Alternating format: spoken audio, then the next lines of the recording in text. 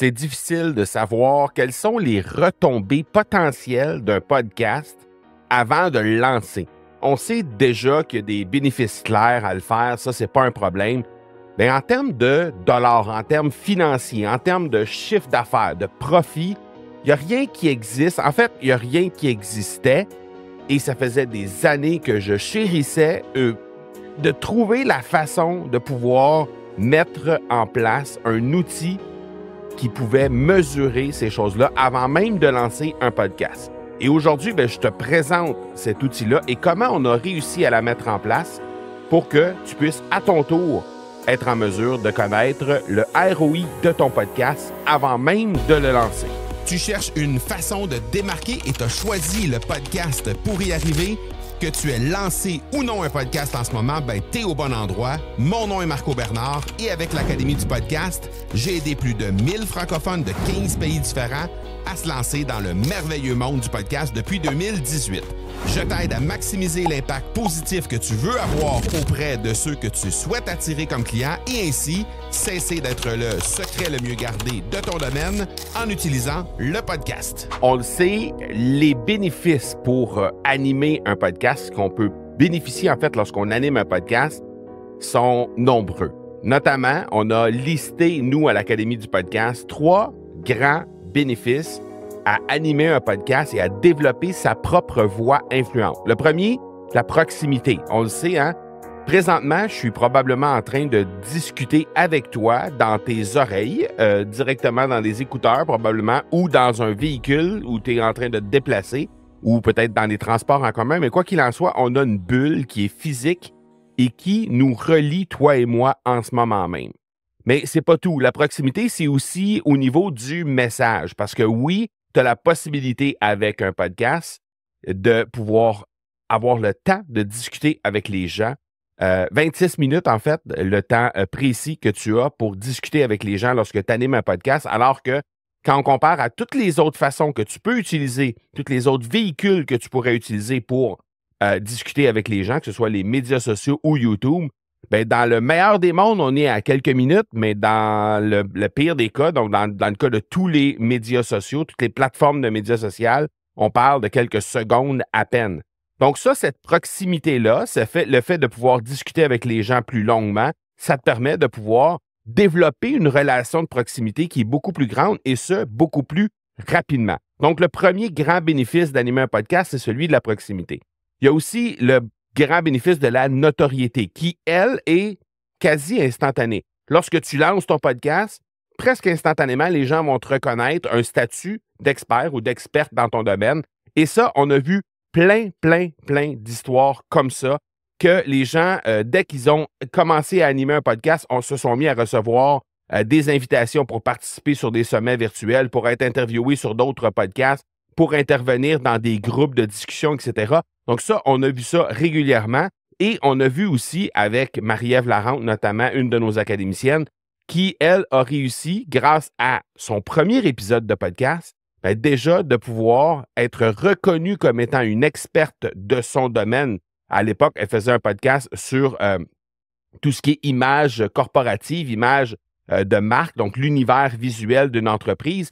Et elle a été contactée dès le premier épisode par quelqu'un qui a dit « J'ai fait une recherche dans les algorithmes, j'ai trouvé ton podcast tout à fait par hasard, je ne te connaissais pas, mais j'ai écouté ton premier épisode. C'est exactement toi que ça me prend pour refaire mon univers visuel parce que j'adore ce que tu penses, j'adore comment tu réfléchis par rapport à ça et j'aimerais que tu me fasses une proposition. » Et finalement, elle a eu un contrat de 3 000 $ dès le premier épisode. Donc ça, la notoriété que ça lui a permis de bâtir dès le premier épisode, inévitablement, ça a glissé vers le troisième grand bénéfice qui est la profitabilité. Donc, ça lui a donné un contrat monétaire, 3 000 $ qui a tout de suite créé des résultats pour son podcast.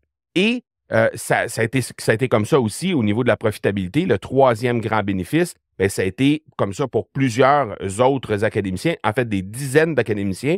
Et chez nous, on les appelle les maîtres de l'infusion parce que quand on anime un podcast, quand on structure notre podcast de la bonne façon, on se sert, entre autres, de nos stratégies de vente par infusion. C'est des stratégies qu'on enseigne dans notre académie. Et ça, ça fait en sorte qu'on devient des maîtres de l'infusion lorsqu'on les utilise. et bien, inévitablement, on se retrouve à monétiser notre podcast. Mais tout ça, bien, avant aujourd'hui, c'était quelque chose qui était accessible, sans aucun doute, mais on ne pouvait pas mesurer tout ça. La profitabilité, à tout le moins, on ne pouvait pas la mesurer avant de mettre le podcast en place.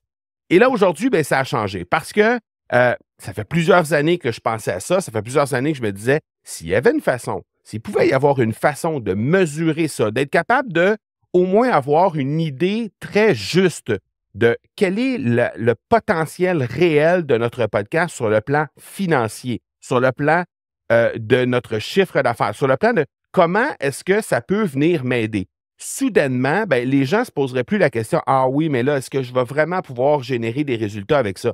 Clairement qu'il faut bâtir un message qui est impactant. Clairement qu'il ne faut pas dire de la merde. C'est pas parce qu'on va lancer un podcast qu'automatiquement on va générer des résultats en disant de la merde sur le podcast. C'est pas ce que je suis en train de dire. Ce que je suis en train de dire, c'est que quand on structure notre message de la bonne façon, il y a maintenant une façon de pouvoir mesurer quel serait l'impact d'un podcast lancé dans notre niche avec la réalité qui est la nôtre aujourd'hui et être en mesure de mettre un chiffre sur tout ça. Et comment on a réussi à faire ça? Bien, c'est évidemment avec notre intelligence. Je dis notre, mais c'est pas vraiment notre. Mais avec l'intelligence artificielle, il y a beaucoup de choses qui sont maintenant rendues possibles de calculer en une fraction de seconde et sans être obligé d'avoir quelqu'un qui vient coder des trucs pour nous. Donc, ce qu'on a fait, c'est qu'on a bâti, grâce à une série d'études qu'on a trouvées, on a bâti un calculateur qui permet aujourd'hui de te donner une idée juste, très juste même, de qu'est-ce que tu as comme potentiel avec ton podcast. En fait, ce qu'on a fait, pour te donner une idée de toute la méthodologie derrière, c'est qu'on a fait des recherches. On a fait des recherches pour être capable de réunir plus de 22 études différentes parce qu'on ne voulait pas que ce soit juste des chiffres pour le plaisir de mettre des chiffres et pour dire « Ah, le podcast, il est donc fin, il est donc beau ». C'est pas ça qu'on voulait faire. On voulait vraiment avoir une idée juste et objective en fonction de la réalité de chaque personne, donc en fonction de la taille de ton réseau, en fonction de l'engagement de ton réseau, en fonction de la niche dans laquelle tu animeras ton podcast, en fonction de les gens qui achètent généralement des produits ou des services dans cette niche-là, ben, qu'est-ce qu'ils ont comme potentiel au niveau du CLV, donc le Customer Lifetime Value, donc la valeur totale à vie d'un client.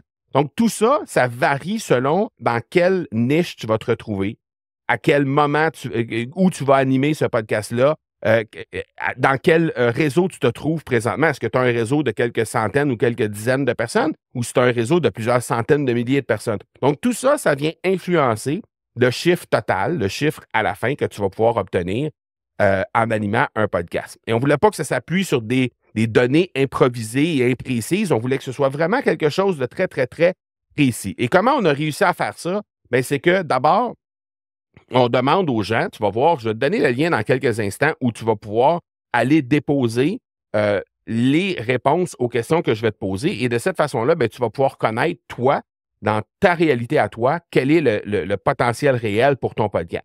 Donc, la première chose qu'on va te demander, c'est quelle est ta niche? Dans quelle niche est-ce que tu vas animer ton podcast? Parce qu'il y a certaines niches qui sont plus facilement monétisables, si on peut dire, qui vont se monétiser plus facilement, d'autres qui vont être plus difficiles.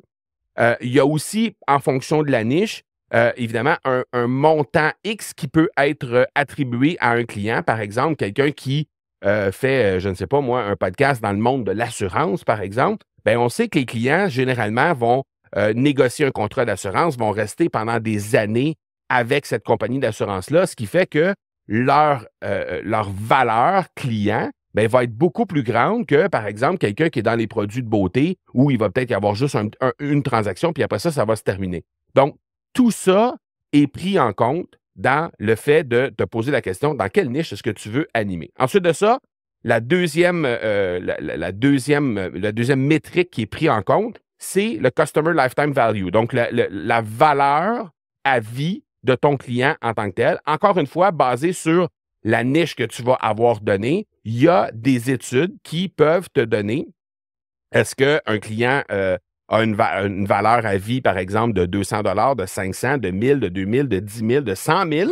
Donc, dans tous les cas, il y a un chiffre à attribuer à ce client-là que tu vas chercher grâce à ton podcast. Et ce chiffre-là, ben, va venir contribuer, en fait, à calculer la valeur totale de ton podcast. Ensuite de ça, le troisième truc, ben, c'est des études en lien avec le taux de conversion versus ton audience. C'est-à-dire que il y a des taux de conversion qui sont déjà mis de l'avant par une quantité innombrable d'études qui fait en sorte qu'on est capable de dire, en fonction d'une audience X, on est capable, en moyenne, d'obtenir Y comme potentiel, par exemple, de conversion au niveau des auditeurs. Et ça, ben, il y a plein d'études qui existent là-dessus. Il y a des études, évidemment, qui viennent de firmes publicitaires. Il y a des études qui proviennent aussi de firmes marketing. Il y a des études qui proviennent aussi des firmes qui hébergent des podcasts. Donc, on a plein de données. Il y a aussi des firmes externes indépendantes qui ont fait beaucoup d'études aussi là-dessus. Donc, on a des données qui nous permettent de dire, bien, basé sur, par exemple, 100 auditeurs, on devrait obtenir X nombre d'auditeurs qui va venir finalement convertir à la fin. Et ça existe comme données et on a mis ça ensemble pour être capable justement d'obtenir ce chiffre-là. Et la dernière chose, bien, c'est nous, on a décidé d'ajouter une pondération en fonction de l'engagement et de la taille du réseau de ton réseau actuel. C'est-à-dire que, évidemment, plus tu as de personnes dans ton réseau présentement, plus tu risques d'obtenir un bon succès dès le départ avec ton podcast. Plus tu as d'engagement de la part des gens qui sont dans ton réseau, bien, encore une fois, plus tu risques d'obtenir un résultat également en fonction de ce que tu vas offrir à ton audience. Donc, tout ça vient être pondéré sur une échelle de 1 à 10 qui fait en sorte que, bien, avec l'état actuel des choses, donc, évidemment, au moment où on se parle, probablement tu n'as pas de podcast, ou tu es en train de le lancer, ou tu n'es pas satisfait des résultats, et là, tu obtiens un chiffre en fonction de ce que en fonction de l'état actuel des choses, du portrait actuel des choses. Et là, bien, ça te permet de venir pondérer parce que peut-être que tu te dis, oui, mais moi, je n'ai pas d'engagement quand je mets un épisode en ligne ou quand je mets une publication en ligne, si tu n'as pas de podcast en ce moment, il n'y a à peu près jamais de réaction. Donc, à ce moment-là, ton engagement sur 10 va peut-être être 1 ou 2. Alors qu'il y a certaines personnes qui vont aller mettre des trucs en ligne et ça va s'enflammer presque à chaque fois. Donc, ces gens-là vont peut-être être à 6 ou à 7 au niveau de l'engagement. Même chose au niveau de la taille de ton réseau. Bien, peut-être que la taille de ton réseau, quand tu cumules Facebook, Instagram, tes listes courriels, LinkedIn, tous les réseaux que tu utilises, quand tu les cumules, tu les additionnes ensemble et ça te donne un chiffre, bien ça, cette taille-là, c'est différent de chaque personne, d'une personne à l'autre. Donc, ce qu'on a fait, en fait, c'est qu'on a pris tous ces chiffres-là et on les a amalgamés dans un calculateur qui fait en sorte que ça va te calculer précisément quel est l'impact possible de ton podcast à l'instant T, au moment où tu remplis le formulaire. Et là, maintenant, après, bien, ce qu'il faut réussir à faire, c'est évidemment, lancer le podcast parce que tu vas t'apercevoir qu'il y a un certain potentiel. Est-ce que c'est 500 $ par mois? Est-ce que c'est 1000? Est-ce que c'est 2000? Est-ce que c'est 5000? Est-ce que c'est 100 000? Je ne sais pas. Mais tu vas obtenir un résultat à la fin de ça. Et ce résultat-là, bien, après, ce que ça te dit, c'est je dois prendre le résultat actuel au moment où il est là et faire bouger l'aiguille pour faire en sorte que mon 500 devienne un 1000 ou mon 1000 devienne un 2000 ou mon 2000 devienne 5000. Et pour être capable de faire ça, bien évidemment, c'est juste d'affiner ton message, de faire en sorte de bâtir ton message de meilleure façon pour être capable d'obtenir un meilleur engagement sur ton message, d'être capable de convertir mieux, de convaincre mieux davantage avec les mots que tu utilises dans ton message. Et tout ça va faire en sorte qu'au final, tu vas faire bouger l'aiguille pour faire grandir le chiffre que le calculateur va te donner à l'instant T. Donc, on est hyper fiers de ça. Pour vrai, on a mis énormément de travail là-dedans. C'est ChatGPT qui est derrière, la machine qui est derrière avec le calcul et tout ça. On a fourni les études directement dans un document qui permet à ChatGPT d'aller chercher les bons chiffres, des bonnes études en fonction de ta réalité à toi. Donc, on est vraiment fiers de ce qu'on a réussi à mettre en place par rapport à ça. Et ça va te permettre d'avoir vraiment un résultat précis de qu'est-ce qu'il y a comme potentiel avec ton podcast au moment où on se parle. Donc, les étapes à suivre pour être capable de réaliser tout ça. C'est relativement simple. Tu déposes ton courriel. Je vais te donner l'adresse où tu dois te rendre dans quelques instants. Mais tu vas tout simplement déposer ton courriel. Ensuite de ça, tu vas répondre aux questions que ChatGPT va te demander basées sur toutes les études qui sont mises dans sa machine à lui, dans sa mémoire à lui. Et de cette façon-là, en l'espace d'à peu près 3 minutes, tu vas pouvoir cliquer pour recevoir un rapport détaillé par courriel de tous les points qu'on a discutés pendant cet épisode-ci. Et ça va te permettre de pouvoir avoir une photo précise de si tu lançais ou si tu animais un podcast actuellement, basé sur les chiffres que tu as, quel est le potentiel de monétisation de ton podcast. Maintenant, si tu animes déjà un podcast et que tu n'atteins pas ces résultats-là, bien, je t'invite à revenir vers nous pour qu'on puisse regarder ensemble comment on peut optimiser ta façon de faire pour être capable d'atteindre ces résultats-là. De cette façon-là, bien, tu vas pouvoir vraiment maximiser ce que le calculateur va mettre en place pour toi. Donc, pour maximiser ce résultat-là, optimiser la livraison de ton message, évidemment, tu peux entrer en contact avec notre équipe. Tu connais déjà les adresses, mais je vais te répéter rapidement, academypodcast.com/appel pour être capable de prendre un moment avec un membre de notre équipe pour être capable de pouvoir comprendre exactement qu'est-ce que tu peux améliorer puis comment nous, on peut t'aider. Mais si tu veux te rendre sur le calculateur pour être capable de connaître le ROI potentiel de ton podcast, bien, tu passes par le academypodcast.com/ROI, donc le mot roi, tout simplement, il n'y a pas de point. Donc ROI, academypodcast.com/ROI, et tu remplis les quelques questions, tu vas avoir ton résultat en quelques secondes. Donc voilà, merci beaucoup pour cet épisode. On est vraiment fiers de cet outil-là. On se parle la semaine prochaine. Ciao, ciao.